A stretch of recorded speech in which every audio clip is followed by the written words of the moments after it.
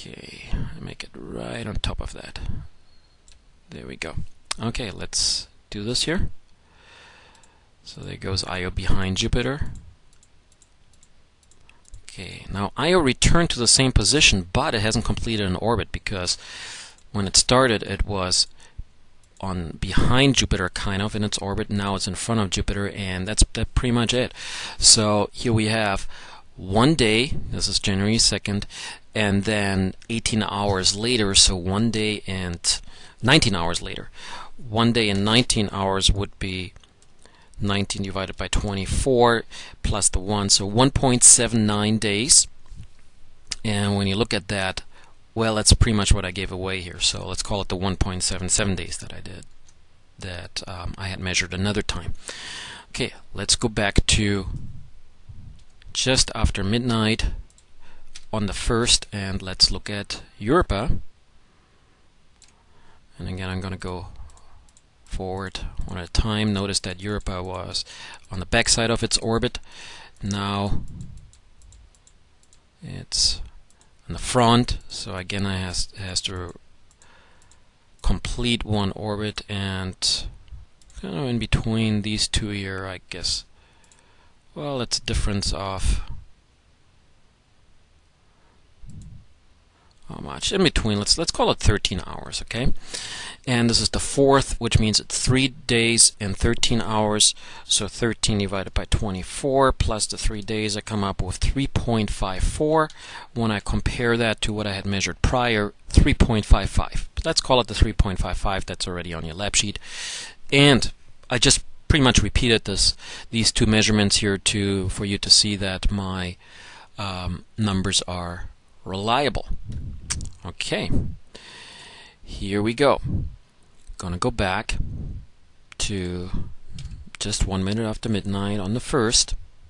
Okay, this time around, as I'm gonna go for Callisto here, maybe I put it there, I will not write these numbers down. You will do that. So remember, it starts January 1st, 2011, 1 minute after midnight. Okay, here we go.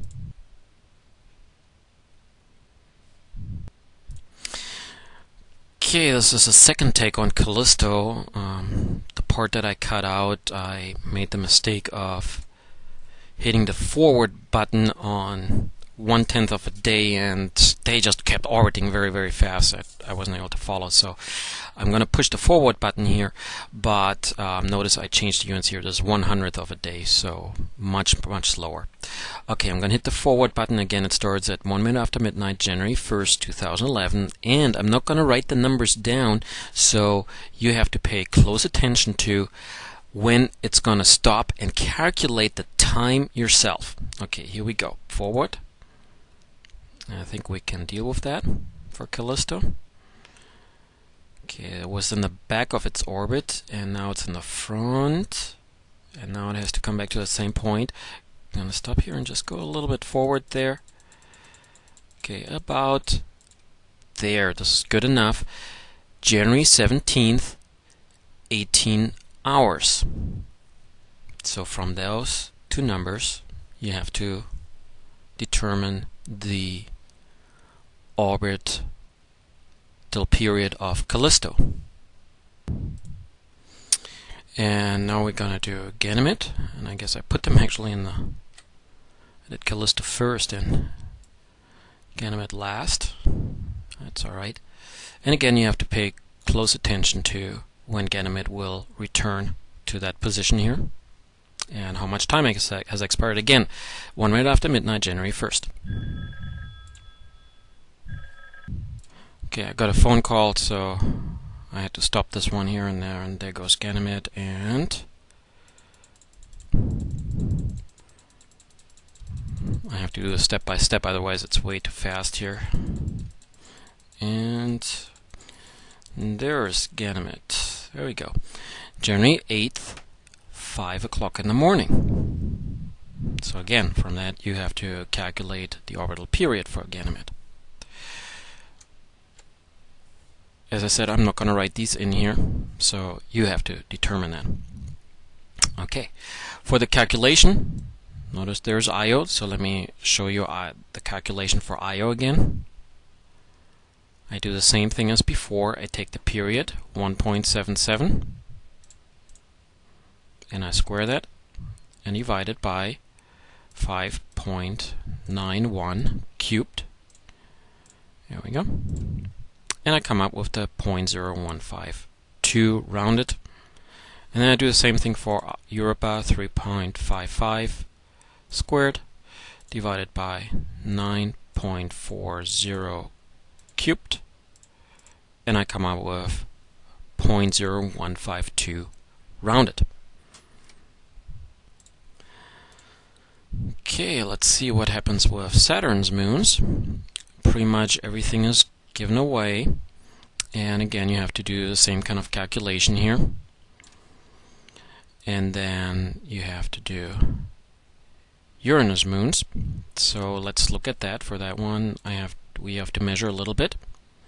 So Miranda, Umbriel, and Oberon is what we have to determine. So I'm going to look at Uranus.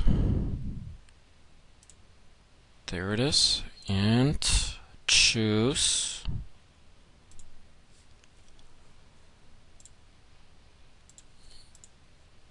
let's see the moons for Uranus. Okay, what did I say?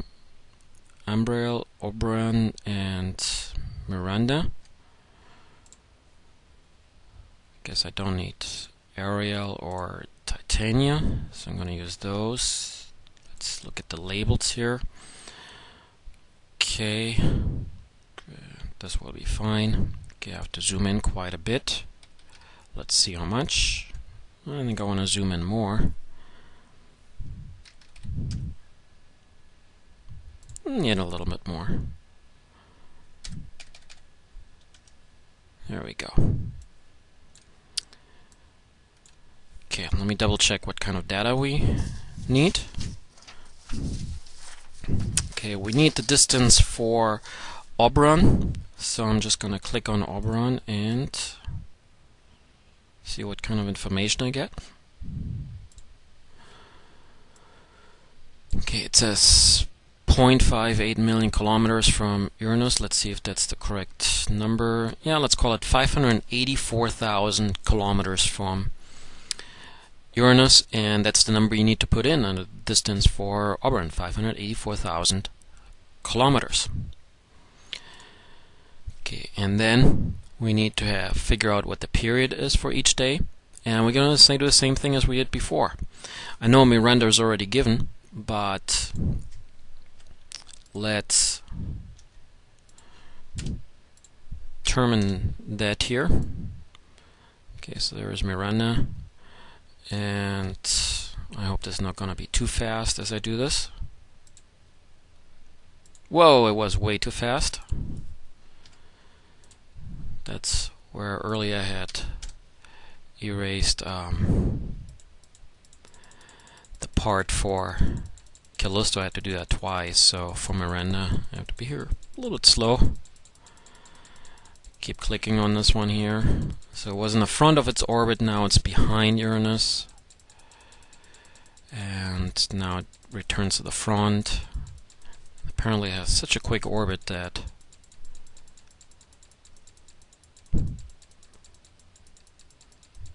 I have to do it the way I do it here. There we go. So that's January 2nd, almost 10 o'clock, so it's 1 day and 10 hours, and when I do that, 10 divided by 24 is 0.42 plus the 1, so 1.42 days is how long Miranda takes, and of course you use the number that's already printed on your lab, which is 1.41 days.